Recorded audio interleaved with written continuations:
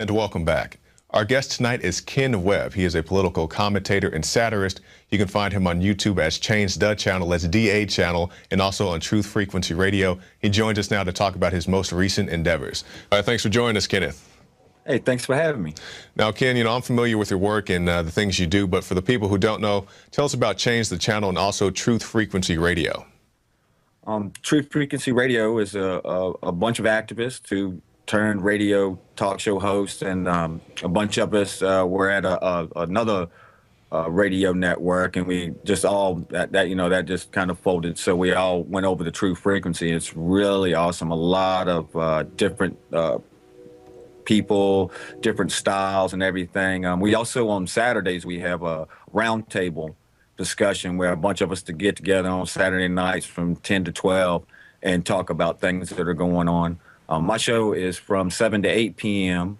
Eastern time, and I take a lot of things from YouTube that I do over on YouTube, and I will put it into radio.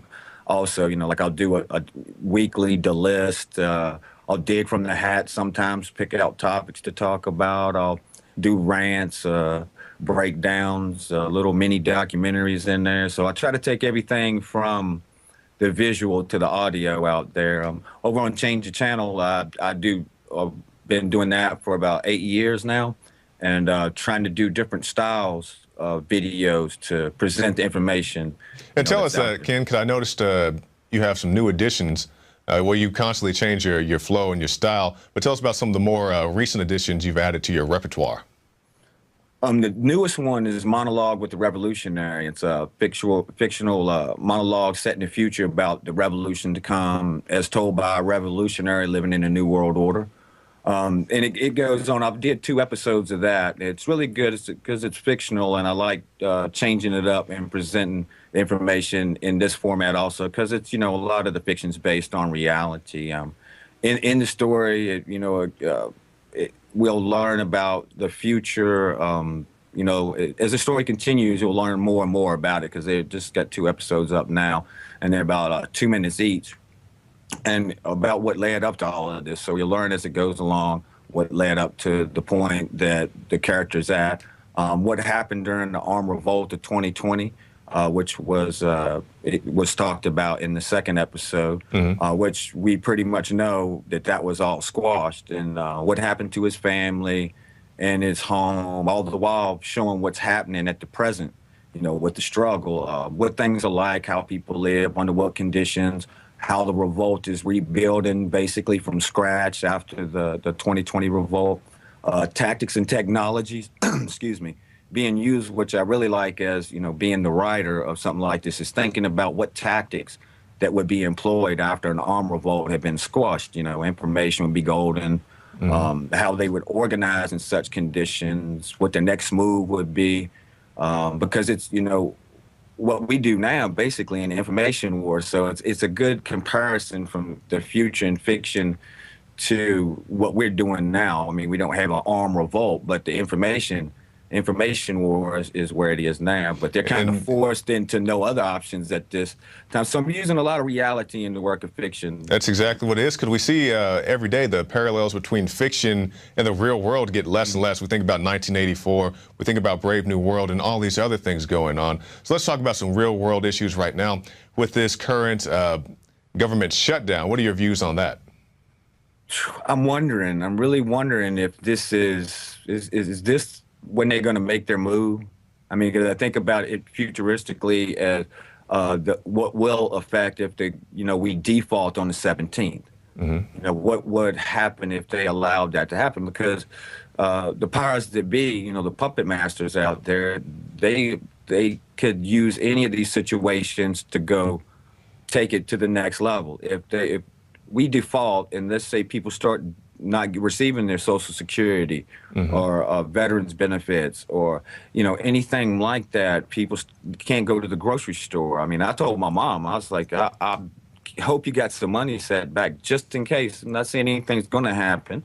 They'll probably come through with a quick fix, and this thing will drag on and on. But there's the other option that they want to do that, because what would happen? People start rioting, raids on the stores at some point, and then they would be able to crack down a lot more. Martial law.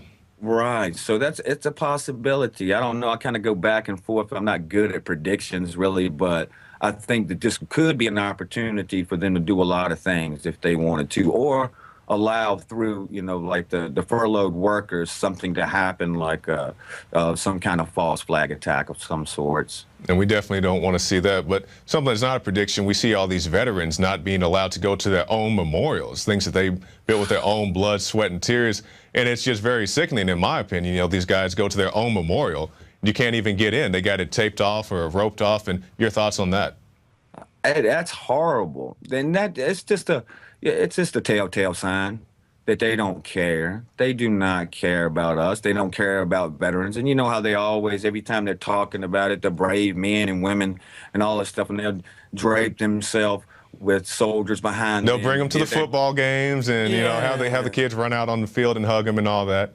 And they set all of that up, and then what do they do to them? I mean, look how many homeless veterans that there are out there. The percentage of homeless people that are actually veterans, and that's been for decades and decades, that's been the case.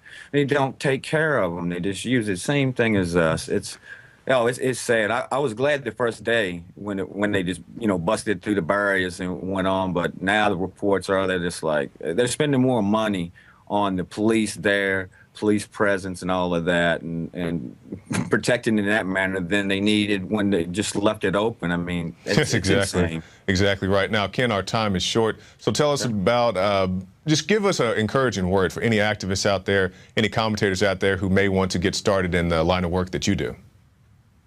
You just gotta have an idea, get the information, research it, and spread it around in any way that you can. Just come up with the idea. If it's nothing but, I mean, if it's something like making flyers and posting them around with some information on it, and coming up with different ways and different, means to get people to wake up. Because a lot of times people have to learn things for themselves.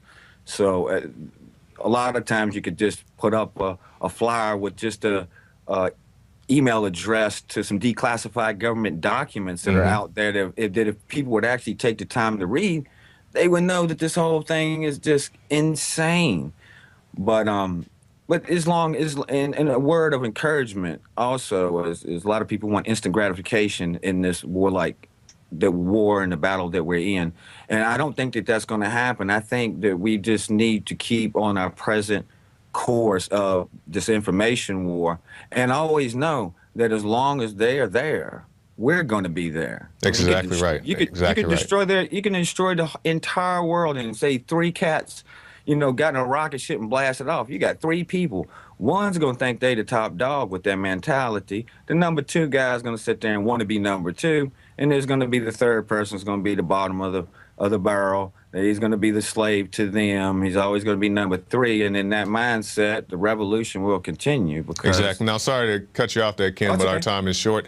And I definitely appreciate you, Ken Webb. Change the channel. That's DA channel, and also Truth Frequency Radio. Thank you for your time, man. Hey, thanks a lot, man.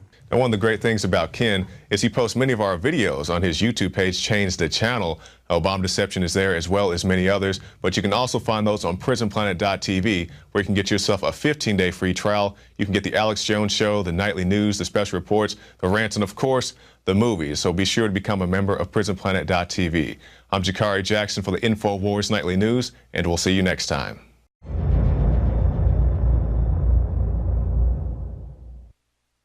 Now you can watch The Alex Jones Show live as it happens at Infowars.com/show. You'll find links to all of our content there and a free 15-day trial for Prison Planet TV. More than 60 movies and documentaries all in one place at Infowars.com/show.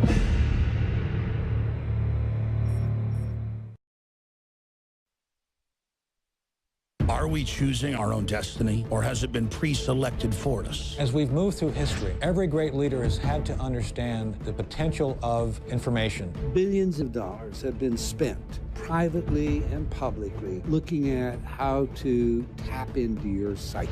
From compulsory state education to the Hollywood media brainwashing machine, we are kept in perpetual bondage to the ideas that shape our actions. When somebody obscures that feedback loop between you observing and and testing it out and verifying it. They can take total control of your awareness. All of this is happening so fast, you need to be ahead of the game. How to engineer the opinion of the American people so that they would not only endorse but demand a war. Oh, there's another one. Another plane just hit. State of Mind, because there's a war on for your mind. Get your copy of State of Mind, the movie, at Infowars.com. And remember, every order at InfoWarsStore.com receives a free citizen rulebook.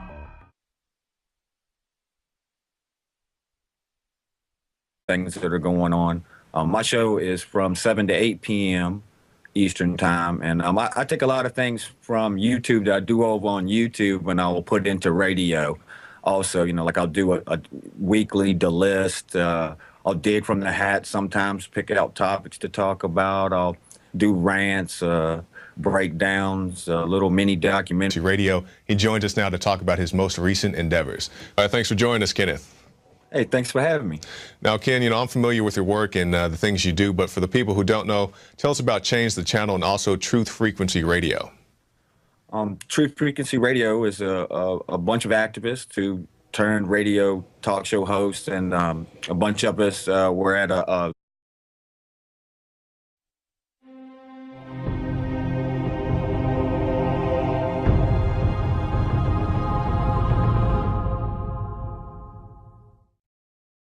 And welcome back.